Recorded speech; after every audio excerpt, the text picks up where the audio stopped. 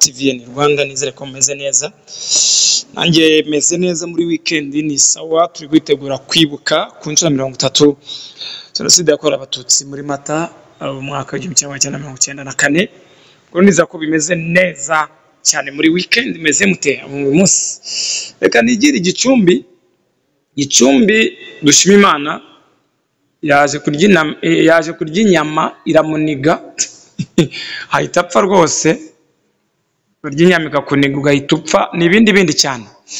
Nare mu murenge wa Byumba mu kagari ka Gacurabwenge mu mudugudu wa Rwasama, avuga rwose uyu musore dushima Imana Vincent w'imyaka 22 y'amavuko, mbabarire, yamize inyama iramuniga ahita apfa neza. Nyagasani Mana yanjye, ibintu biba bigoye cyane kubyumva. Nda byabaye ubwo ngo yajyaga gufata amafunguro muri restaurant yaraho rwose yaragiye kurira, ngo nyine agira ibyago bimeze bityo. Ku munsi w'ejo kwa gatanu ku itariki 5 Mata 2024 yamize inyama iragenda ihagama mu Muhogo, baratabaza abura gica, habura umuntu n'umwe umurwana amubwira ati wenda akiranga ukiza, ariko ukuntu nyine umunsi w'umuntu uba wageze abari hata, ariko umuntu abazize ikimoka byaramo. Abanyarwanda batazize indana batazize ibinini. Reka mvuge ngo wenda ndi guseka mwihangana kabigasekwa nk'akeza, ariko Imana mwakire mubayo. Yagiye muri restaurant yaka amafunguro, restaurant iri hafi rwose, ari kumwe n'undi musore mugenzi we.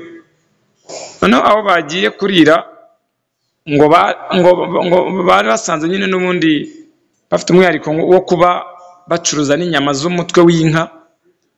Ubwo rero uyu muvandimwe wanjye bamuha ya nyama, ayitumaho, araza arayikanjakanja arayimira, nyine yarafashe arayifata ararya arakanjakanja nk'undi muntu wari wese, arangije arayimira, maze igeze mu Muhogo irahagama, imuheza umwuka burundu. Bagerageza kumufasha ngo bagerageze kuyimukuramo ko wapibibu by'ubusa. Yagiye hagama mu Muhogo, abantu baribaza ati karabaye. Ryo byabaye by'ubusa, umugabo ahita apfa.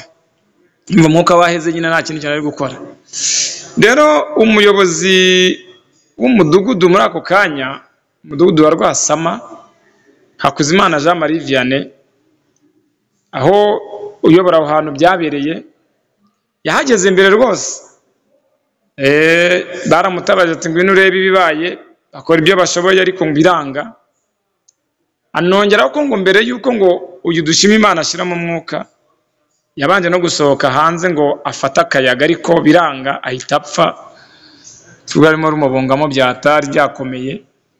Rero abari begereye uyu dushima Imana babanje kumuha ubutabazi ngo bwibanze bibashobeye ko kwitabaza inzego z'ubuyobozi ndetse zishinzwe umutekano, zihutira kuhagera, zifata umurambo ziwushyikiriza ibitaro ngo ukorerwe isuzuma.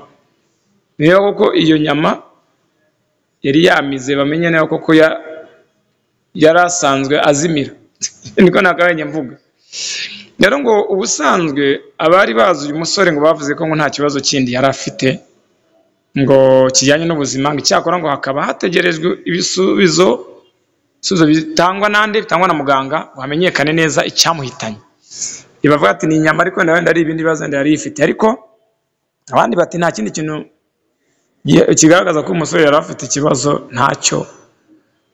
Rero ubwo uyu musore dushima Imana Vincent imyaka 22 y'amavuko, nuko inyama yamuhitanye. Yabareka mugire ukuntu muzajya mushyiramo imiyaga mu mirire muri mukora, ko ari ibyo bikora gutyo ugashiduka kabaye burundu rwose. Songa yangu uko rero, reka mbashimire mundi cyane mbereka amashusho y'inyama ndetse n'uburyo yayimiraga, ko numva ko n'ibintu bibabaje cyane. Gusa mujye mwitonda mu mirire, mu byo murya mwitonde kumira. Mu Muhogo ni hato cyane, sabira ngo bitware gake cyane. Komeza mugubwe neza cyane, mukomeza mukurikirana aya mashusho.